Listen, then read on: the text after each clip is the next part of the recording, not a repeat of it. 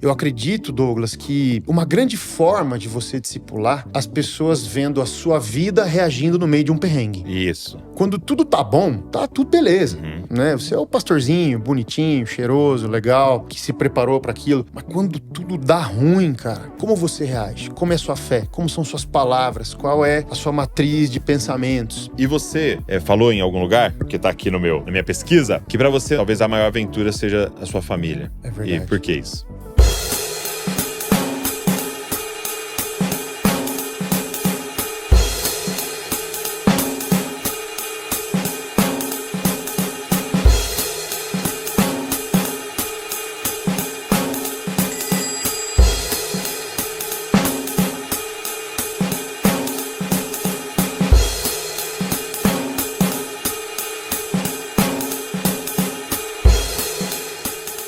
Fala galera, Jesus Cop, Douglas Gonçalves por aqui para mais um Jesus Cop Podcast. Que bom chegar até você nessa mesa abençoada de comunhão.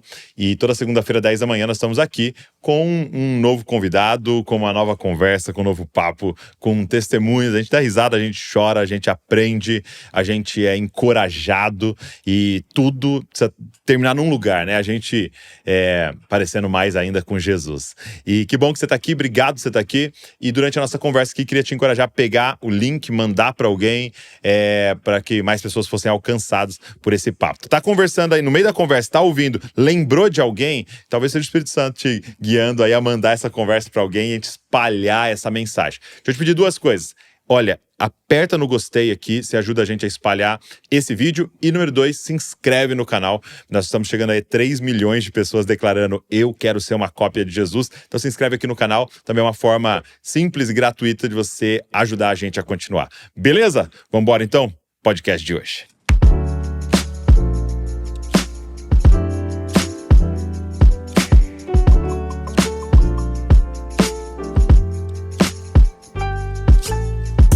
Hugo de la Rosa.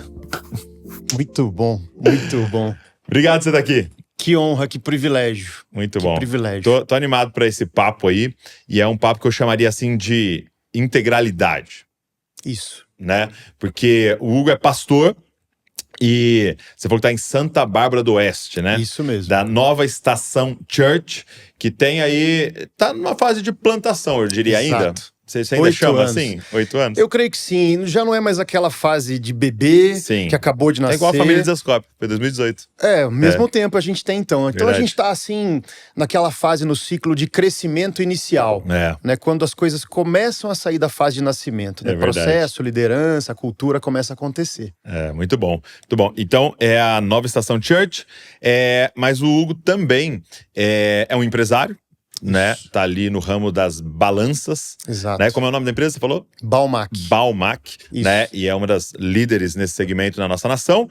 E também o Hugo tem um canal no YouTube, onde ele utiliza-se do seu hobby para fazer ali um conteúdo e utilizar aquilo ali para falar também do evangelho. E eu quero saber como tudo isso se integra. E além disso, talvez até poderia ser em primeiro lugar, mais importante, um pai, um marido, né? Como é o nome da sua esposa? Ana Paula. Ana Paula. E você tem quantos filhos? Tenho 2 filhos, o Gael, de 10 anos, e o Matheus, nosso furacãozinho recentemente chegado, de 3 anos. 3 anos. Muito bom, muito bom. E eu queria começar a conversar com você sobre isso, né? Como é que você enxerga todos esses papéis? Como é que isso se integra na sua cabeça? Todas essas funções que você faz? Muito bom. Normalmente as pessoas, quando fazem essa pergunta pra mim, Douglas, elas me perguntam assim: Hugo, como é que você dá conta de tudo isso? Né? E a minha resposta ela é sempre a mesma. Quem diz que eu dou conta de tudo isso? Você que tá vendo errado o Instagram aí. Eu não dou conta de tudo isso. Isso é uma loucura. E a gente só consegue viver aquilo que você, de fato, tem credencial, tem certificado do céu pra viver. Então, antes de ser pastor, antes de ser empresário, antes de ser youtuber, antes de ser pai do Gael, do Matheus, marido da Ana Paula, eu tenho uma identidade. E essa identidade, na verdade, é o que sustenta tudo isso. E é onde eu, na verdade, tenho fonte para viver tudo isso. Não é simples ser empresário no Brasil, ser youtuber, ser pastor de uma igreja, você sabe disso, implantação. Então, que papel é esse que transforma a minha vida e que dá base?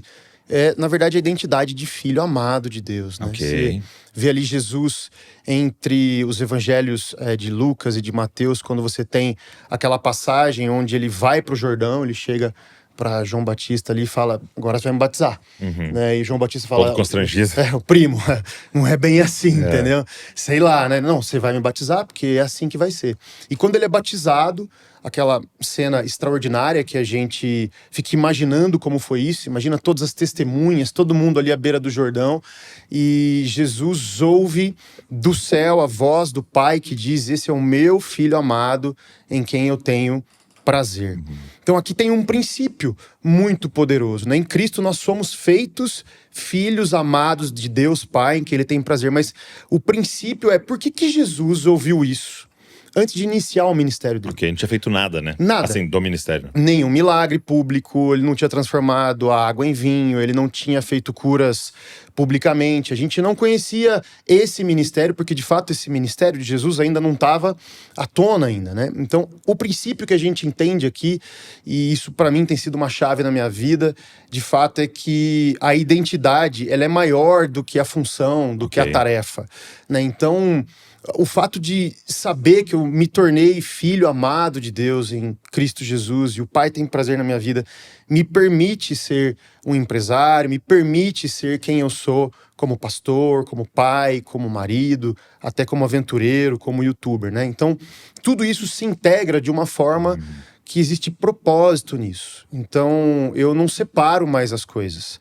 porque todas as coisas, todas as funções, tarefas, o dia a dia, a agenda que muitas vezes ela é radical, elas estão integradas em uma identidade, em um propósito de vida. Então eu não sou empresário até às 6 da tarde, depois pastor a partir das 6:30 e pai quando eu tô com os filhos, né? A ideia é que a gente seja uma pessoa só.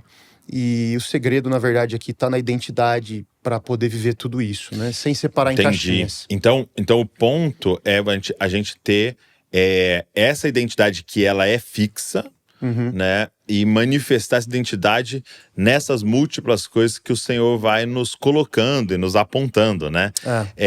Porque realmente, talvez uma das coisas mais...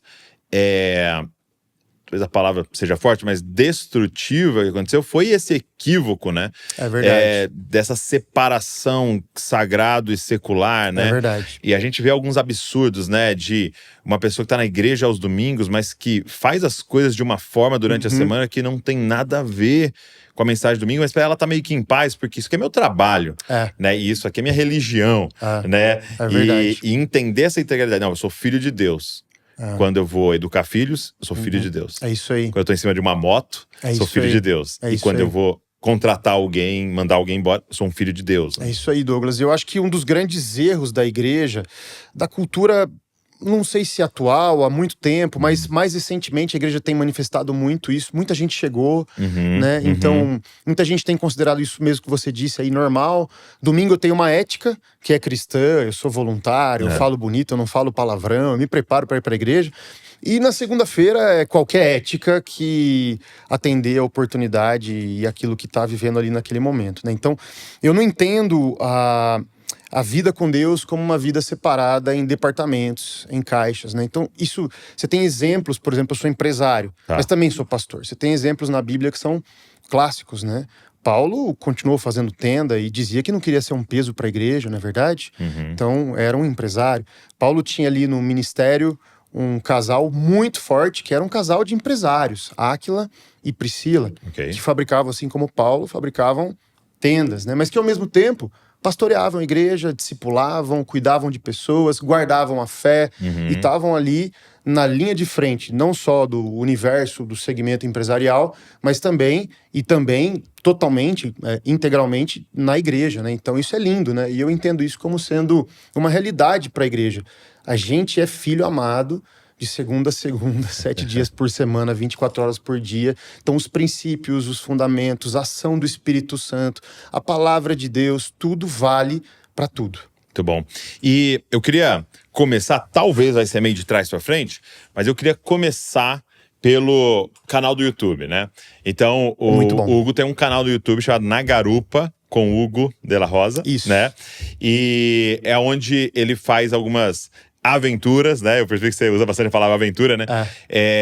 E ele vai registrando, então, essas aventuras aí com a sua moto e tal, e com outras pessoas juntos e tal, e você vai parando e falando tudo tá acontecendo em loco ali e tirando princípios disso, né? Como é que nasce isso, né? Como é que sempre foi um hobby seu? Na verdade, assim, a moto tem uma história na minha família. O meu avô, por parte de mãe, tinha uma moto, uma C100 Dream, uma Honda vermelhinha. Ok. E ele ia me buscar no inglês quando eu era criança. E ia me levar a cortar cabelo, ia buscar pão na padaria. Falava, vamos comigo, filho, vamos. E eu tava sempre na garupa do meu avô. Meu avô, pra mim, era um cara muito especial. Realmente, assim, muito próximo. Eu sou o neto mais velho dele. Então, a gente teve muita convivência. Meu avô faleceu.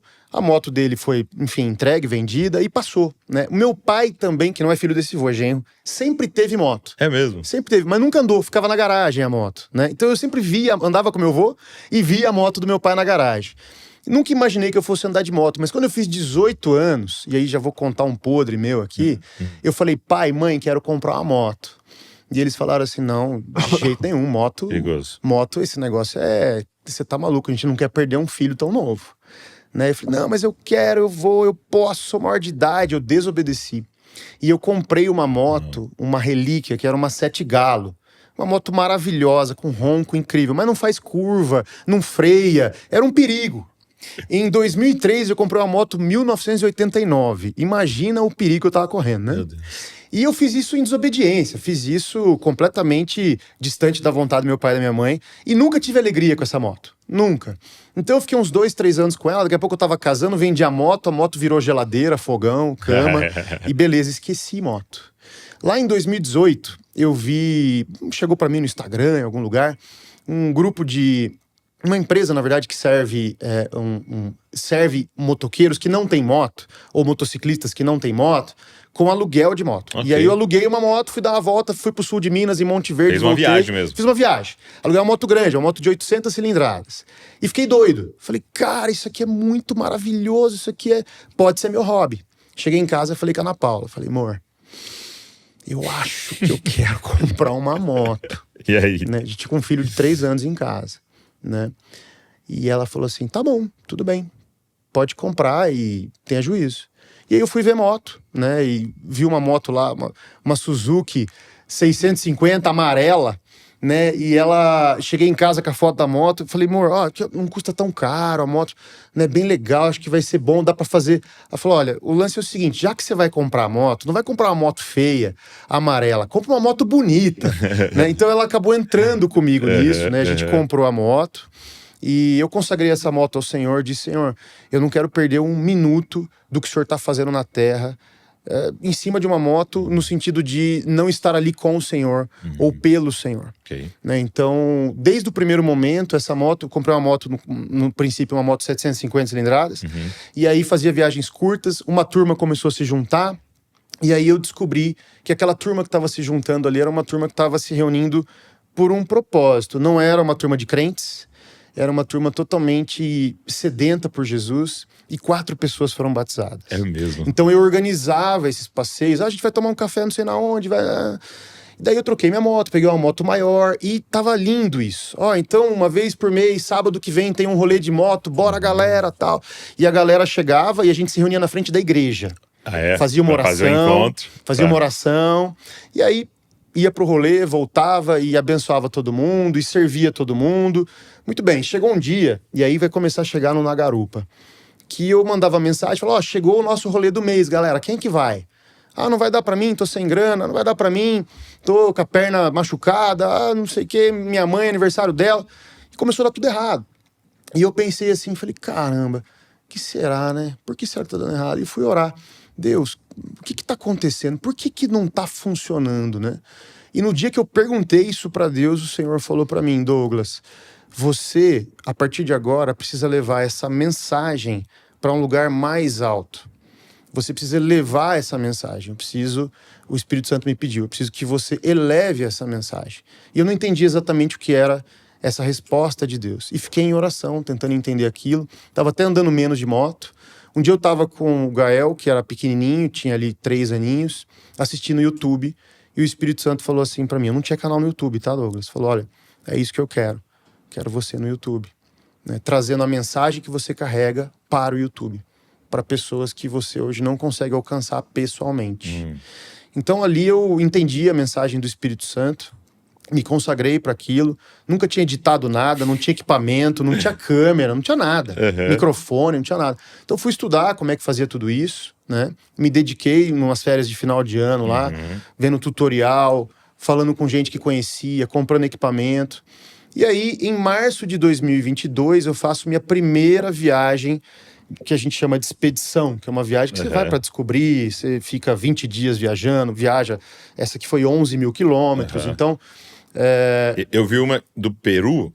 Peru a gente e foi aí, também. Vocês saem daqui até o Peru? Ou tem um trajeto que é com o carro No e depois caso do põe a Peru, moto? a gente botou a moto num caminhão e foi pegar ela lá em Rio Branco, no Acre. Tá. Que aí você salvou 5 dias para subir e 5 dias para descer o Brasil. Você vai de avião pra... Entendi. Mas essa primeira de 2022 pro Atacama, a gente saiu com a moto da frente de casa e foi embora. Não é louco, louco. O negócio é louco. E aí nessa viagem eu gravei tudo, cheguei e editei. Eu mesmo editei. Editei, tava muito caprichado, muito bonito, muito legal mesmo. Editei e tudo aquilo com muito propósito. Tem várias histórias interessantes nessas viagens que acontecem debaixo da vontade de Deus. E aí o Senhor expõe tudo isso pro Brasil. Mas o que é curioso aqui, Douglas, e assim, e eu não esperava isso. Mas essa foi a primeira? Essa foi a primeira. O primeiro vídeo? Foi o primeiro vídeo. Legal. E esse é o lance. Eu tinha 123 seguidores, editei o primeiro episódio. Fiotão, hoje a edição é feita assim, pacote, né? Edito a série inteira, já tem data tudo agendadinho, tudo bonitinho. Na época, a primeira... né? Na época, a primeira editou o primeiro episódio. Botei lá, fui dormir. E aí, fui dormir com 123 inscritos no canal, acordei com 1.400. E isso para YouTube não é normal, não é natural, né? E isso, poxa, tá acontecendo alguma coisa aqui. Então, essa série... Ela foi a primeira série, tem 7 episódios, foi lançada lá em 2022. Ela tem mais de 1 milhão de views. Né? E isso carregou muita coisa pra frente. Então, pra você ter uma ideia, a gente tem série 2022, 23, 24, 2025, tá sendo lançada agora em fevereiro de 2026, que é a Expedição Canadá. 27 de fevereiro ela vai ao ar. Essas séries, elas entram na sala de caras que não entram em igreja. Não entram. Pessoas que não estão em igrejas hoje. E essas séries, elas acabam carregando um discipulado intencional, um conjunto de fatores, de elementos, de imagens, de histórias que trazem uma mensagem para o coração de gente que está muito poderoso em si, que está fechado e que nunca imaginou que precisava de Jesus. Ou e assistindo ali com a guarda baixa, né? Assistindo com a guarda baixa, se emocionando, ele se abre. Então eu recebo testemunhos assim de pai e filho que não se conversavam há anos e se perdoaram assistindo a série. Eu recebo testemunho de pessoas que falam, cara, você é doido, cara. Eu nunca imaginei que eu fosse ser crente, tô numa igreja, agora tô batizado, né? Então, o que acontece com o Na Garupa? Ele furou a bolha, ele não é um produto para o público evangélico, um produto gospel, não é. Ele é um conjunto de mensagens, na verdade, que é justamente para levar discipulado, evangelismo e transformação para pessoas que só vão entender Jesus através da moto e da aventura. Cara, que demais isso. E eu gosto muito de... A galera que tá nos ouvindo, talvez você nunca subiu numa moto e nem quer subir numa moto, não é o seu interesse e tal, mas eu gosto muito de pegar o princípio, sabe? De você falar assim, cara, como é que eu posso fazer isso pra glória de Deus? É isso aí. Né? Porque tem uma coisa nessa história que você tá contando, quando a gente volta lá no início, que eu gosto muito de ressaltar pra galera. Deus ama que você tenha um hobby. Então... De novo, a gente não pode... quando eu gosto de jogar tênis. Quando eu vou lá jogar tênis, eu tô fazendo meu assunto secular aqui. Agora eu vou voltar aqui para leitura bíblica. Não, Deus ama quando eu estou lá também. E como isso é importante. Muito bom. Eu falo muito isso para minha esposa. Eu falo, como aquela 1 hora ali, olhando aquela bolinha e fica tentando lá e tal, ela me possibilita fazer ministério. É isso aí. Porque há uma pressão nisso aqui e há um despressurizar muito nisso bom. daqui. E como é importante esse ritmo que Deus nos deu, né? Muito bom. De prazer e de entrega e sacrifício. E quando você fica só aqui, adoece. Tem um livro de um pastor falando sobre isso, né? Andando com o tanque vazio. E ele vai falar, um dos pontos dele eu precisava de um hobby. Muito Eu cheguei bom. no burnout ali, e aí o médico falou, não... Eu sempre achei que ia ser só oração, jejum e... Não, eu precisava de um hobby. É porque o hobby ele é tão espiritual quanto a oração e o jejum. Então, quanto? Ele é muito importante. Então, tem esse aspecto. Mas aí você pegar ali seu hobby e falar assim, tá, Deus, mas como é que eu submeto isso ao teu governo a ponto de você fazer o que você quiser com isso? Pode ser só um hobby, mas e se eu quiser fazer mais com isso? Porque ele tá até num canal de televisão, tá ainda? Tá ainda. Esse canal, ele é tão influente dentro do segmento de motoaventura, né? Porque aí você tem diferenças de segmentos, né? Sim. Então, dentro do segmento de motoaventura, ele é extremamente influente. Todo mundo conhece o Na Garupa com o Hugo Della Rosa. Sim. E ele chegou ele se tornou um programa de TV no canal a cabo Travel Box Brasil. Então isso é que legal. É incrível. Glória a Deus. Agora, pra galera que tá nos ouvindo, qual é a correlação que você faria com a questão da viagem, da aventura, com a vida com Deus, com o discipulado de Cristo? Que correlação que tem na sua mente dessas duas coisas? Por que é tão poderoso isso? Cara, tem tanta coisa aqui, né? A estrada, Douglas, ela é... Bom, eu amo estrada. Ok. Né? E a estrada, ela é um lugar de discipulado muito poderoso, né? Então, a gente foi agora para o Canadá, por exemplo. Nós cruzamos o Canadá do Atlântico ao Pacífico, de leste a oeste. São 8.022 quilômetros por uma rodovia que chama Trans-Canada Highway. E você passa ali, são 24 dias de expedição. Fiquei 21 dias na estrada, né? E você não faz 8.000 quilômetros de uma vez. Você tem um processo. Um dia 500, outro dia 800, outro dia 300, outro dia 900. Você pega um Peru, por exemplo, cheio de curva, montanha, sobe e desce. As dificuldades são imensas. A gente planejou uma rota, no terceiro ou quarto dia descobriu que não dava. Não tinha como cumprir com aqueles 500 ou 600 km por dia, e a gente teve que refazer a rota. Então, a primeira coisa que eu entendo que é muito poderosa para a gente entender e que a gente aprende na estrada é que você precisa de um processo. Você precisa entender o processo. O processo, ele precisa de preparo, você precisa se preparar para passar por ele. E a vida com Deus é assim, né? Muitas vezes a gente vem para Jesus e fica imaginando que Jesus é o gênio da lâmpada, né? Você esfrega e pronto, agora eu recebi Jesus e tá tudo pronto, e tá tudo certo e resolvido. Não, então você tem corpo, alma e espírito envolvido nesse processo. Então isso é particionado, né? E eu acredito, assim, que a moto, ela, no canal, pelo menos, eu tenho alguns pilares que, naturalmente, eles foram surgindo, direcionados por Deus, para poder discipular, né? O primeiro pilar é que o tempo todo eu aponto para o Criador. Ok. Então existe aqui uma vulnerabilidade, existe um desejo, uma sede, uma fome que muitas pessoas não conhecem, elas não entendem isso. Como que esse cara, parecendo às vezes um salmista, né? Sem parecer religioso, mas tem alguns momentos com uma certa tradição, um certo salmo, para você poder apontar para o Criador, agradecer, viver, celebrar, adorar, com dependência mesmo, né? Para que isso discipule o coração de pessoas que nunca olharam para cima. Então agora elas podem olhar para cima, elas podem... Poxa, existe um outro nível, existe uma profundidade, existe um Criador, existe um Pai, existe um caminho. E assim a gente abre portas para a cruz. Interessante. Né? Um outro pilar de discipulado que a gente tem é o servir e amar o próximo. Okay. Então, eu acredito, Douglas, que uma grande forma de você discipular é as pessoas vendo a sua vida reagindo no meio de um perrengue. Isso. Quando tudo tá bom, tá tudo beleza. Né? Você é o pastorzinho, bonitinho, cheiroso, legal, né? Que se preparou para aquilo. Mas quando tudo dá ruim, cara, como você reage? Como é a sua fé? Como são suas palavras? Qual é a sua matriz de pensamentos? Então, amar e servir o próximo no meio das dificuldades, essas viagens levam as pessoas ao extremo. Então você vê alguém viajando em cima de uma moto, 8.000 quilômetros, debaixo do sol, neve, temperatura negativa, às vezes cai. Você tem uma série de aspectos ali que geram demandas emocionais estruturais, que vêm lá do berço do cara, aquela coisa.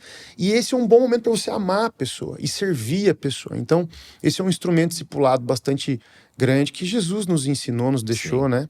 Então, uma outra forma de discipular, e aí é muito específico do canal, eu li um livro não vou nem falar uma vez, eu li várias vezes, que é o do John Eldredge, Coração Selvagem. Esse livro é extraordinário, né? E eu aplico muito no canal esse discipulado da alma masculina, né? Então, levar o homem para o lugar onde ele perceba que ele tá, em muitos momentos, com medo e fugindo, porque ele não tá vivendo aquilo que é original nele. Ok. Né? Então, Deus nos fez, nós temos um design original e a essência masculina. O homem precisa de uma batalha para lutar. Né? Se você tirar a arminha de plástico do menino, ele pega um galho e faz aquilo uma arma, né? Então, levar o homem para esse lugar de ativação dessa batalha. E a gente repara por que dessa fixação dos homens por esporte, né? E os esportes são tudo representações de atividades da aventura do homem, né? Então, o basquete vai ficar acertando um alvo. Tinha mais a ver com caçar, com tal. Então, acertar o mais rápido, ele se destaca. O que pula mais, o que é o mais forte, o que ganha uma briga.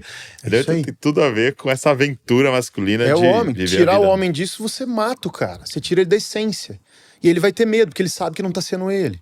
Né? A própria aventura, né? Poxa, a gente... Menino desde pequeno, né, sobe no armário da cozinha, né, faz coisa perigosa, ele quer se colocar no limite, no risco, né, no perrengue. Então, o canal fala muito disso também, que isso faz parte do homem. Isso leva um pouco de, às vezes, confronto pro cara que tá vivendo bonitinho, ganhando o seu salário, assistindo jornal à noite, trazendo comida para dentro de casa. Esse não é um homem completo, né? E o terceiro pilar é o conquistar a bela, né? Então, muitas vezes, isso... Olha só, a moto permite que a gente traga esse discipulado. O homem, ele conquistou a Bela e ele entende que aquela era a aventura da vida dele. Então, a aventura dele acaba quando ele conquista a sua esposa. E aí, no dia seguinte, no dia 2 do casamento, acabou. Acabou a vibração, ele já tá fora da frequência e ele começa a morrer no dia 2. E um dia, ele percebe que ele... Enfim, tá lá todo barrigudo lá, sem sentido, num sofá. Então, o canal, ele traz tudo isso, esse processo da vida, o amar a Deus, o amar e servir o próximo, a questão do homem, da alma masculina, e tudo isso é bíblico, né? Então, poxa, Jesus... nos ensinou tantas coisas, né? Ele é o cavaleiro, né? É o leão da tribo de Judá. Então a gente precisa levar Senhor isso. Dos Exércitos. Senhor dos Exércitos. A gente precisa levar isso para as pessoas. Não, e é muito doido, porque eu não tinha assim parado tanto para pensar, mas quando eu comecei a ler, né? O pessoal aqui faz sempre uma pesquisa sobre o meu convidado, tal, me dá um texto. E eu comecei a ler e pensar, cara, como essa talvez é uma das metáforas mais poderosas, e não só como metáfora, né? Porque o próprio Jesus basicamente chamou os discípulos para uma viagem, né? Isso, uau, muito bom. Vem e siga-me. Então não vem e se matricule na minha sala de aula que vai ser no prédio tal. Siga-me. Então era andando, né? Era andando, aí para aqui, aí andando, aí para aqui. Aí tem um perrengue. E para mim, uma das metáforas... uma das ilustrações disso que você está falando é essa questão dessa dinâmica da vida, né? E principalmente da vida com Deus, de sim, planejamento. Então você sabe para onde você está indo, você guardou um tanto de dinheiro, você está levando a roupa adequada para aquilo, beleza, mas com vários imprevistos. É isso aí. E entendendo e tendo espaço para os imprevistos e sabendo que isso não fez fracassar, porque o imprevisto fazia parte da jornada, do que Deus queria. E para mim vem muito sempre a história do bom samaritano, sabe? Que é uma viagem, né? Ele tá ali viajando, né? E ele quer chegar num lugar, ele tinha planejado um horário e tal, mas apareceu um homem caído no caminho. E ele entendeu, tipo, faz parte da minha viagem. É isso aí. Esse homem. E os outros 2 passaram de largo. Não tem compromisso. E é tão focado no seu plano que não percebeu Deus colocando um pit stop ali, né? O perrengue, ele é uma permissão de Deus, né? Então, um paralelo, assim, fundamental pra gente entender a vida com Deus a partir dessas viagens doidas. Poxa, o clima muda. A gente planejou que ia estar quente, caiu neve. Vamos ter que passar nesse negócio. O pneu fura. o roteiro não vai ser esse. O hotel que foi reservado vai ficar lá e a gente vai ter que parar antes, porque já tá escuro. Então a gente não faz com irresponsabilidade, mas acontece. Tem alguém no caminho. A situação acontece. Então, o que acontece? A aventura, que é a vida com Deus também, ela arrebenta o controlador. Não tem como.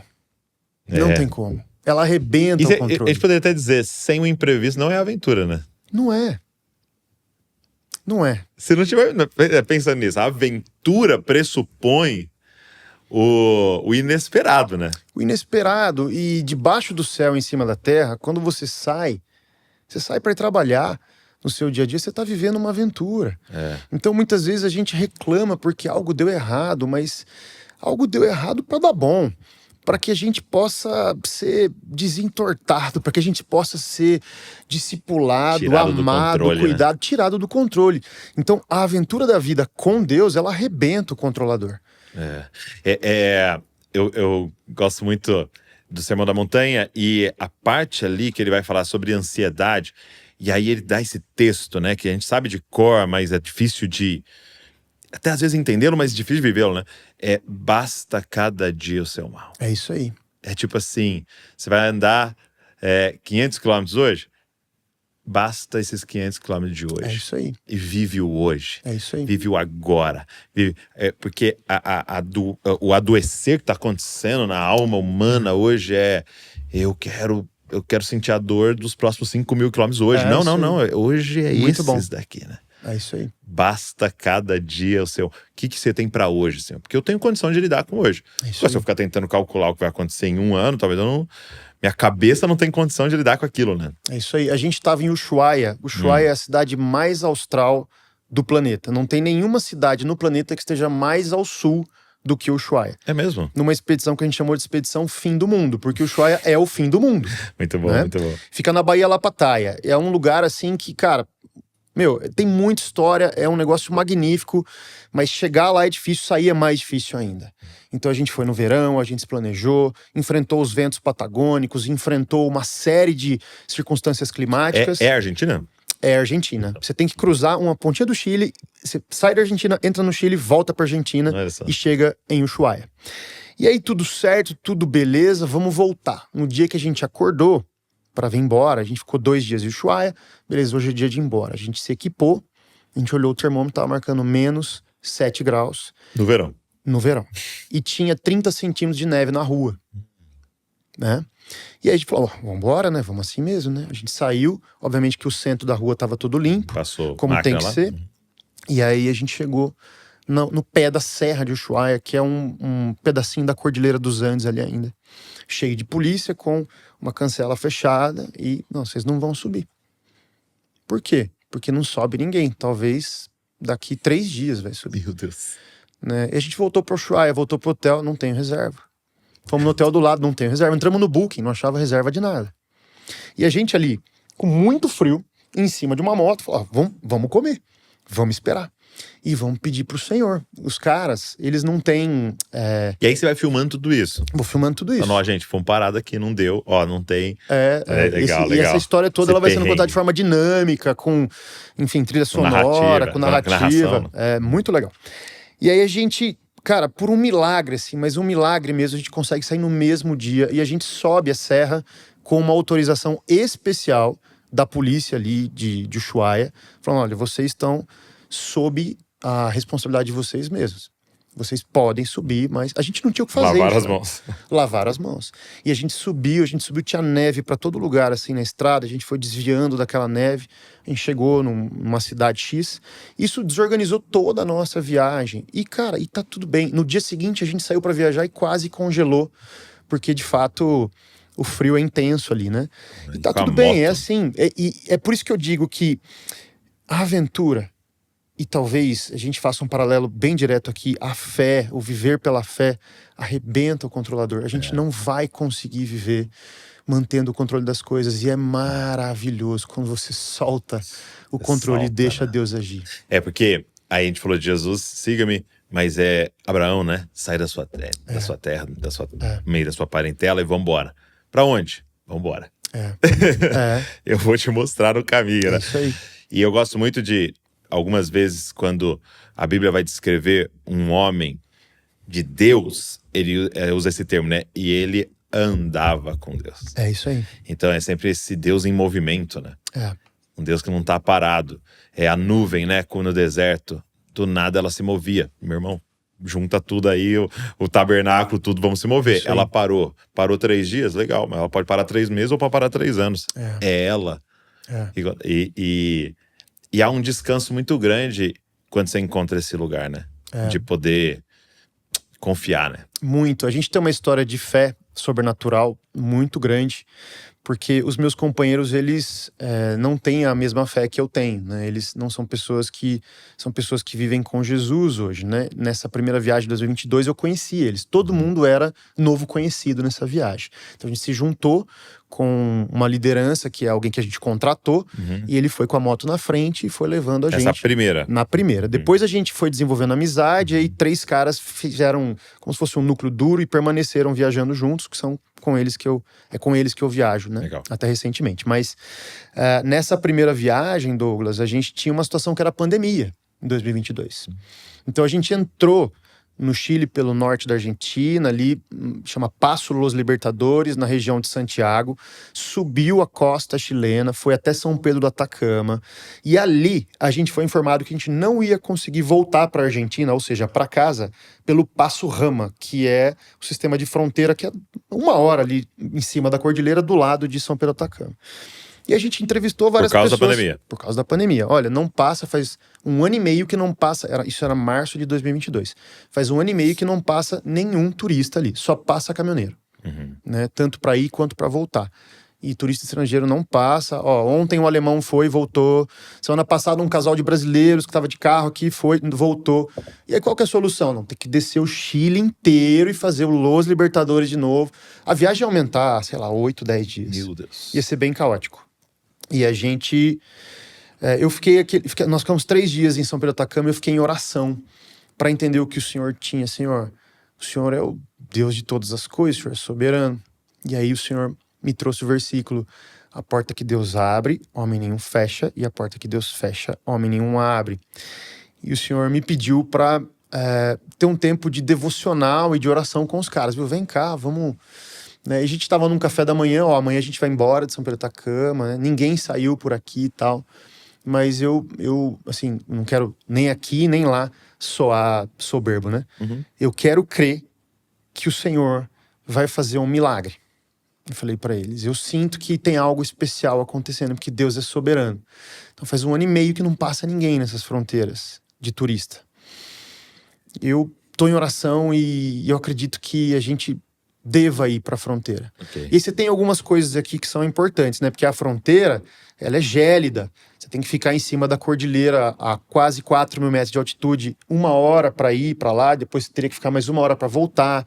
Se tivesse fechado, tem a questão também de posto de gasolina. Então, tem tudo isso que você tem que planejar.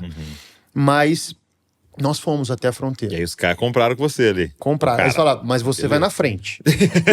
O guia falou, mas você vai na frente, porque não tá passando. E eu vou ficar nervoso. Eu falei, não, fica tranquilo, eu vou na frente. E eu fui, cara, a estrada mais linda do planeta. É mesmo. Neve pra todo lado, vales, montanhas. Aquele dia eu senti tanta presença de Deus.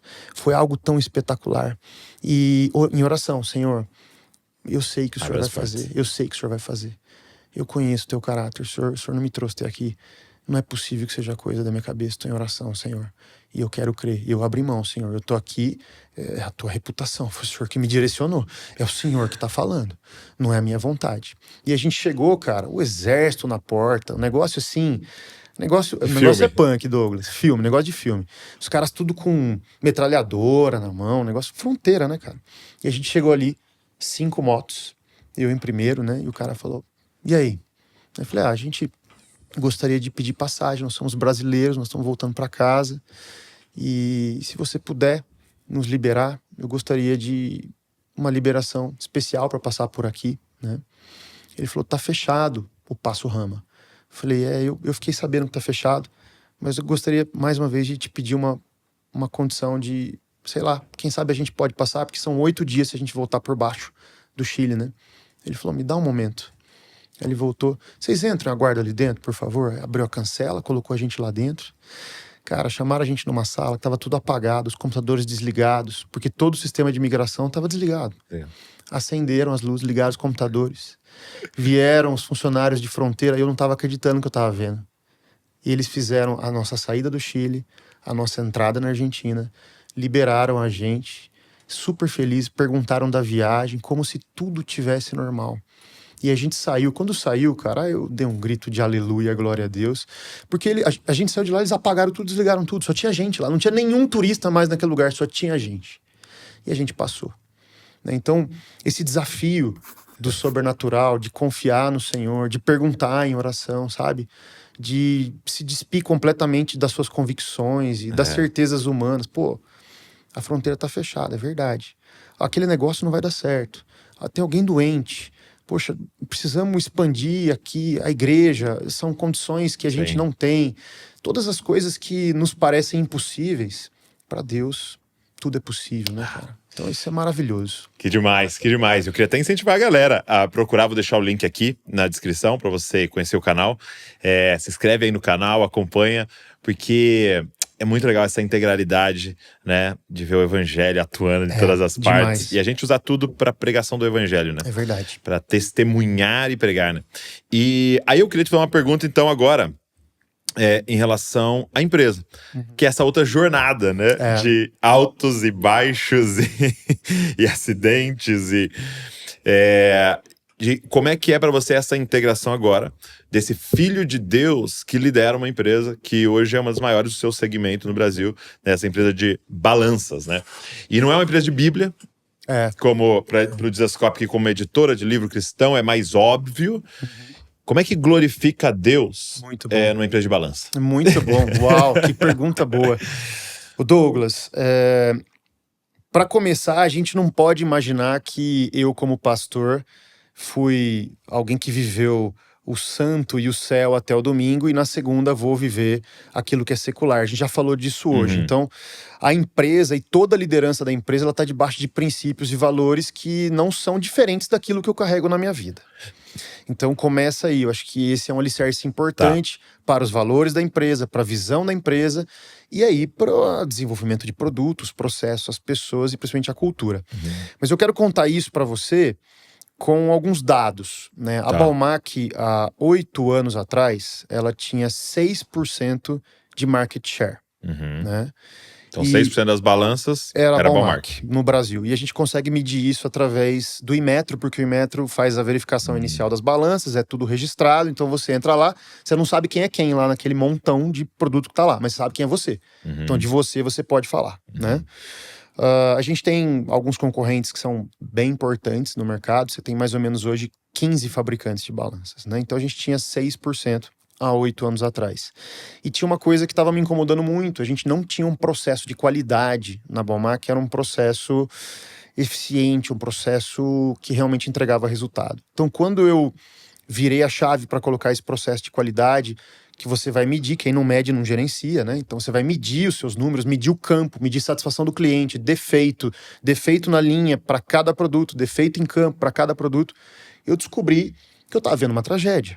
8% que eu tinha, de todos os produtos que eu vendia, 8% voltava com defeito, ou para assistência técnica ou para Balmac. É bastante. Era 8% de índice de defeito. Então isso é um número absurdo, um número... Então a gente mediu aquilo e começou a implantar processos de qualidade que são processos que convergem para um novo momento da empresa. Além de ISO 9000, a gente implantou também, por exemplo, a Lean Manufacturing, que é a manufatura Toyota de produção, com melhora direta de produtividade, qualidade, enfim. Mas onde eu quero chegar com tudo isso aqui? Nesse processo, nesses últimos 8 anos, né, a gente amadureceu muito e a gente saiu de um lugar para um novo lugar. Mas foi um processo onde eu tive que trazer equipe para dentro de uma nova mentalidade, uma nova cultura. A gente teve que reescrever a história da empresa nesses 8 anos. Então, pessoal, esse número é inadmissível. A gente, para ser uma empresa que é lucrativa, que é eficiente, que tem chance não só de sobreviver, mas de se desenvolver e de trazer inovação, de ter condições de influenciar o mercado e de ser uma empresa que dá retorno para as pessoas que estão trabalhando nela, a gente precisa melhorar tudo isso. Então a gente tem alguns conceitos novos. 2 deles são os mais importantes. Tá. Quando vocês olharem para a Terra, o patrão nosso é o cliente. É o cliente que contrata, é o cliente que demite, é o cliente que dá aumento de salário, é o cliente que reduz o salário. A partir de hoje, nós vamos pensar dessa forma. Então, todos os dias, quando a gente estiver trabalhando, nós temos que pensar no cliente. Como eu trabalho pela experiência do meu cliente. O cliente é de todos nós. De quem faz o cafezinho, de quem aperta o parafuso, de quem atende o cliente lá na ponta.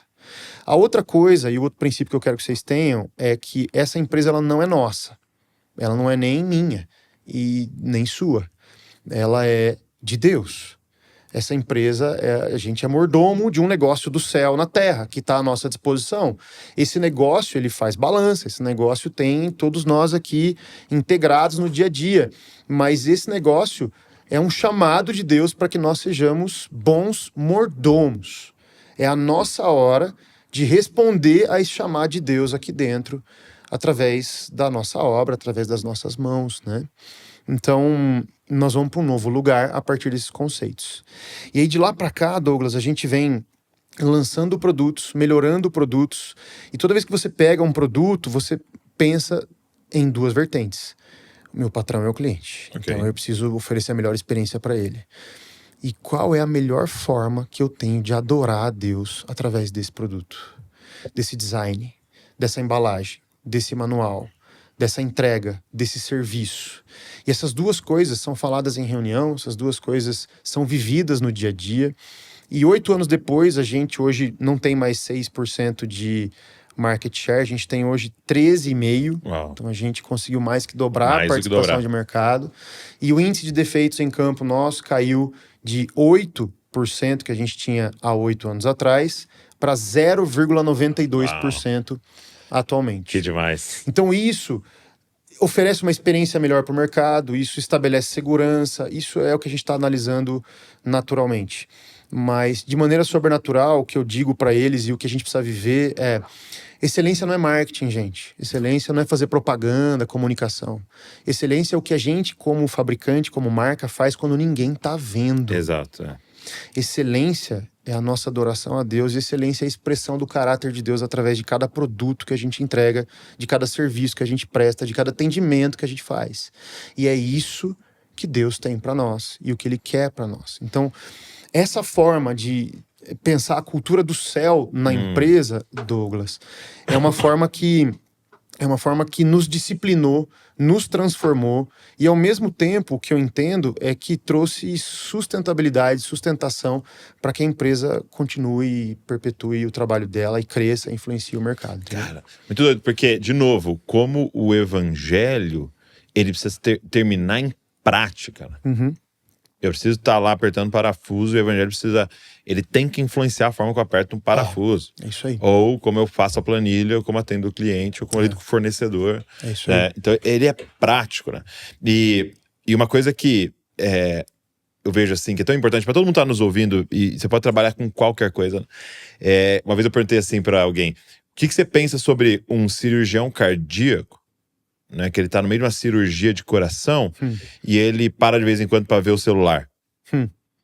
Entendeu?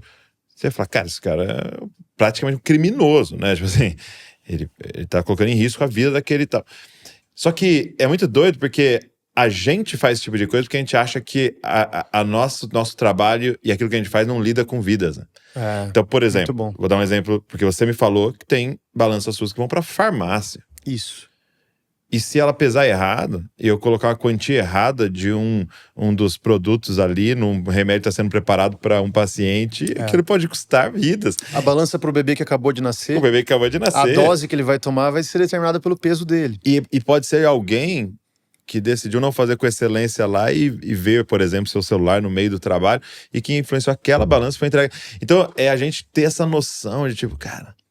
E às vezes, não tão diretamente, mas essa empresa começar a ir mal porque eu sou um mau funcionário, pode chegar a fechar essa empresa, e são dezenas de famílias É isso aí. que são sustentados por... Então, tudo que a gente tá fazendo tem vida Tem envolvida, né? É isso aí.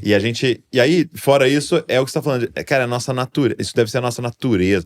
O nosso Deus. Você tá falando das viagens, né? Olhando pra natureza e glorificando a Deus, né? A gente teve a oportunidade agora de viajar com a família. A gente foi em New Hampshire. Que delícia. Né? E é um estado americano muito frio, assim, né? Agora no inverno. Então a gente foi conseguindo uma montanha lá e tal.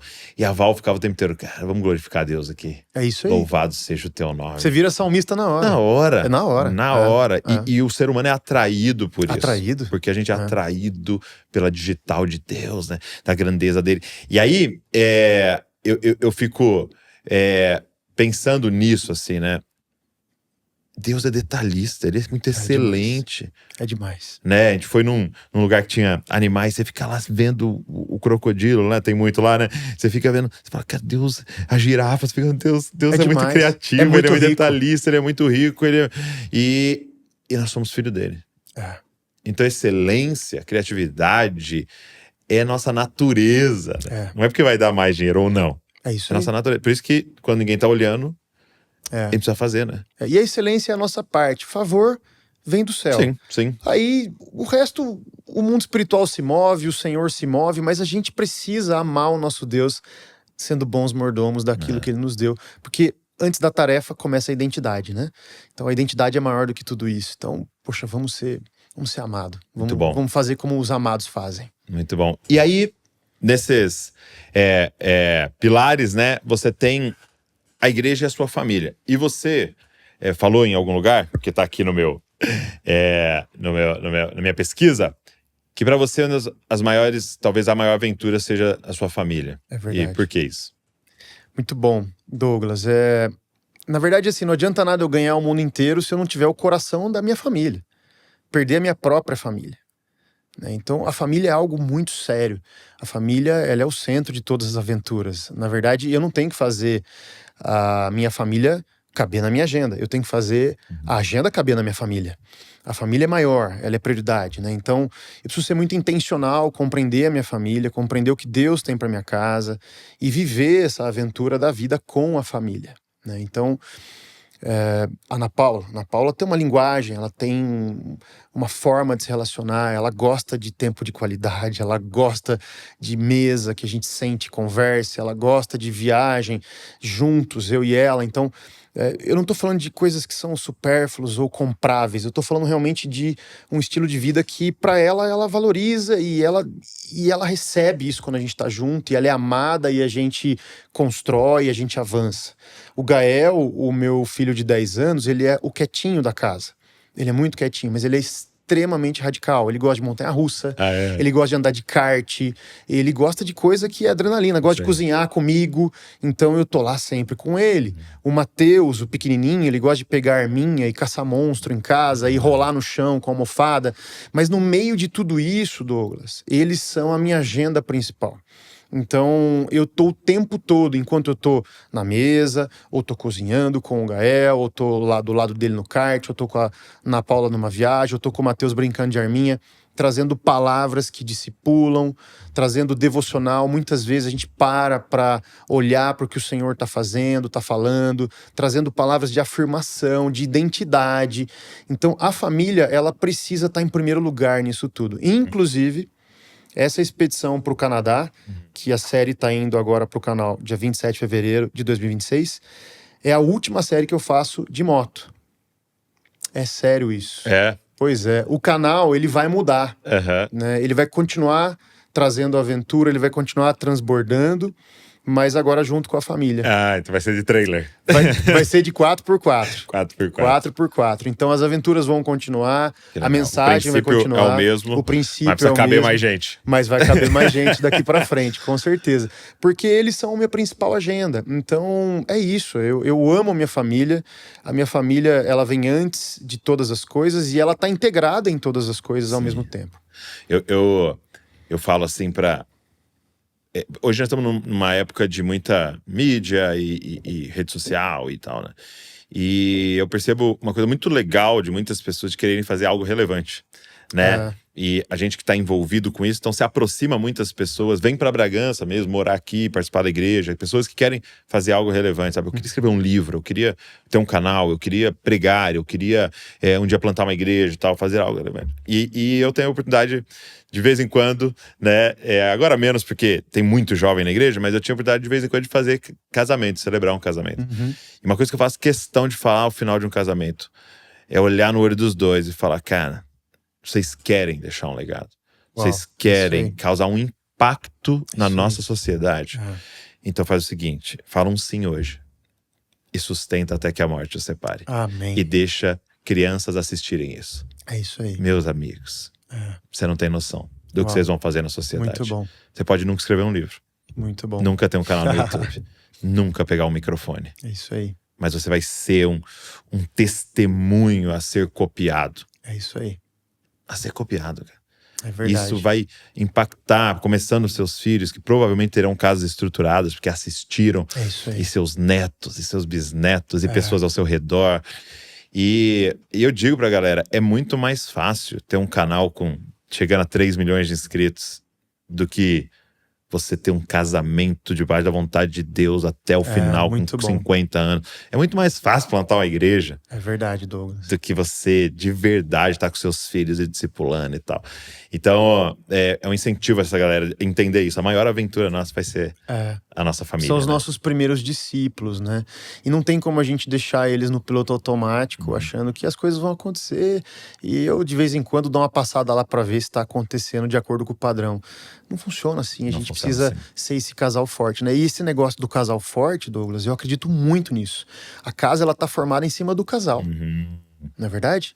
Então você tem, por exemplo, casais que estão casando hoje e tem tanto hype de tanta coisa, o Instagram faz as pessoas viajarem tanto, né? Exato. E aí as pessoas se preparam para casar, aquele casalzinho lindo, tá com os olhos brilhando, porque no dia do meu casamento, porque o meu casamento, e todo o contexto de meu casamento diz respeito apenas ao dia 1. E qual é o plano do dia 2? Não, Exato, eu não sei. E o pior é que o dia 2 tá com dívida, né? Porque ele tem que pagar tudo.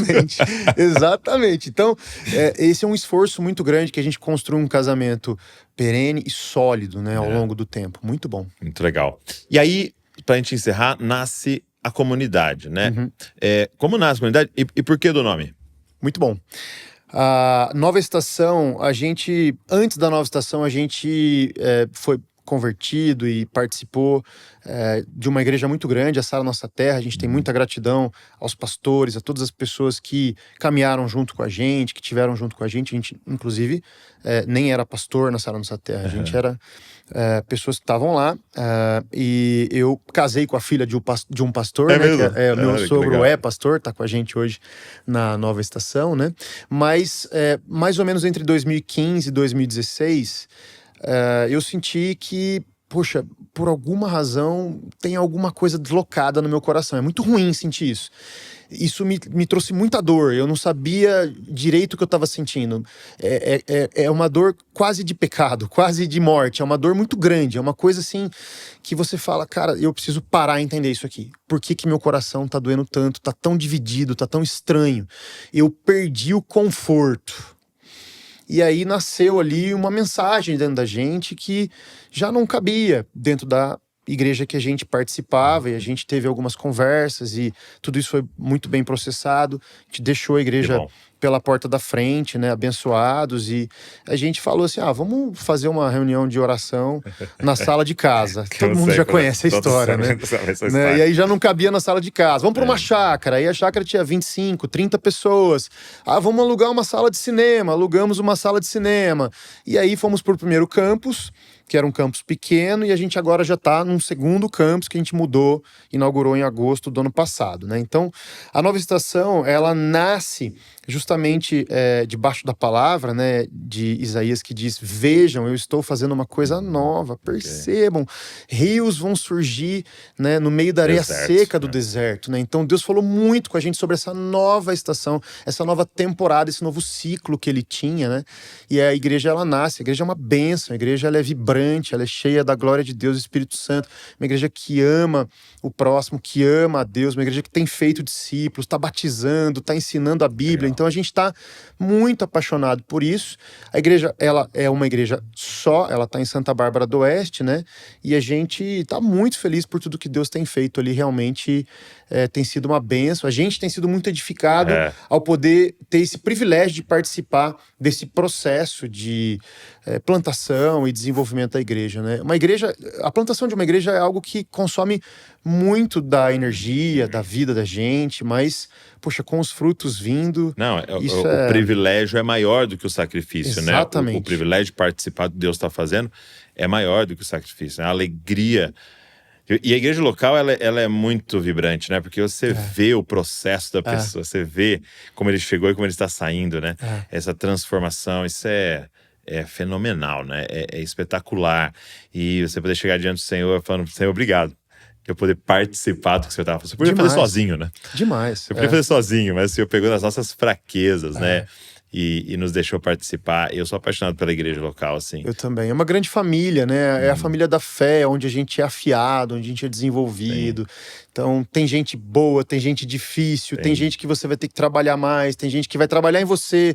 Então, tudo isso, esse discipulado, esse multiverso que o Senhor cria dentro da igreja, transformando um a vida do outro, isso é extraordinário. A glória de Deus realmente resplandece nesse lugar. Glória a Deus. Obrigado, Hugo. Por esse tempo agradeço. aqui. Obrigado por esse tempo, obrigado pelo testemunho, por tirar esse tempo, vir até aqui, contar tudo isso, e minha oração é que muitas pessoas sejam inspiradas aí para essa jornada que você tem vivido. Amém. E Douglas, obrigado pelo trabalho que você faz. O serviço que você presta para a igreja brasileira é um serviço muito, muito nobre, celestial. Você consegue trazer à mesa pessoas que são extremamente diferentes, personalidades diferentes, linhas teológicas diferentes, mas sempre no centro dessa mesa está aquilo que nos une, que é Jesus. Então esse poder da unidade, a mensagem da sua vida, através da sua vida, do Jesus Cop, realmente, eu tenho certeza, motivo de alegria no céu, e eu louvo a Deus pela sua vida. Obrigado. Obrigado, meu amigo. Obrigado pelo convite. Obrigado a você que ficou aqui ouvindo, assistindo, e como eu comecei falando, cara, você no meio desse papo, você lembrou de alguém, talvez um motoqueiro aí, pega esse link, manda para essa galera, mais pessoas poderem ser edificadas por esse papo. Deus abençoe você, e não se esqueça, você é uma cópia de Jesus.